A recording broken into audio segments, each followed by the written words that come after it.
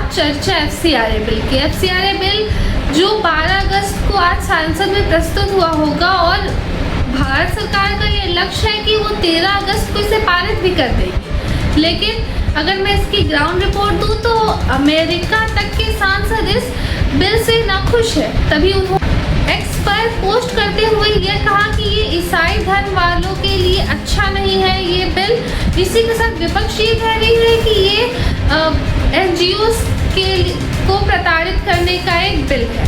लेकिन वास्तविकता और इसका इतिहास मैं आपको बताती हूँ।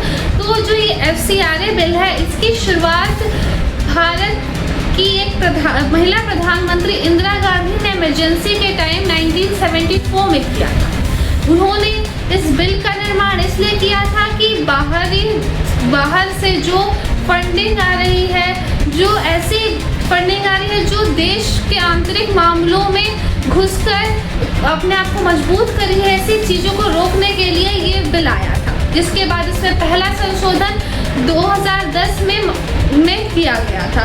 यानी सरकार कोई भी हो, लेकिन FCRA से सबको प्रॉब्लम थी। और ये भी ऐसा कोई प्रधानमंत्री द्वारा ये कोई ऐसा बिल नहीं लाया जा रहा कि FCRA यानी विदेशी फंडिंग एकदम संपूर्ण रूप से रोक दिया जाए। अगर मैं आपको कुछ घटनाएं बताऊं जो FCRA यानी विदेशी फंडिंगों द्वारा देश में घटित हुई, तो अगर आपको याद होगा तो शाहीन बाग CAA प्रदर्शन, दिल्ली में हुआ प्रदर्शन, इसी के साथ किसानों का धरना प्रदर्शन, इन सब में मीडिया के सूचना द्वारा विदेशी फंडिंग का बहुत बड़ा हाथ है। अगर आप बताएं कि ईसाई धर्मांतरण भी FCRA के आड़ में बहुत होता है और बहुत होते आ रहा है।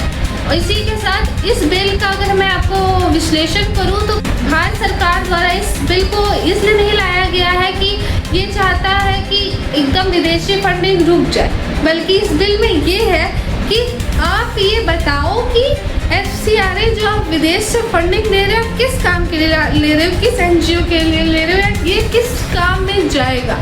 क्योंकि यहाँ पे जितने स्कूल या संस्थाएं नहीं है, जितनी हॉस्पिटल्स नहीं है, उतने ज़्यादा NGOs हैं और इससे गैर कानूनी काम भी बहुत होते हैं, ये किसी से छिपा नहीं है।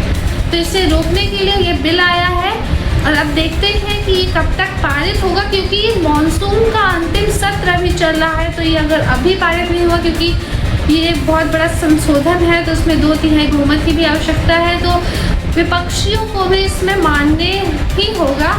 तो देखते हैं आगे क्या होता है। इसी तरह की सूचनाओं के लिए हमेशा ज़रूर बने रहिएगा। नमस्कार।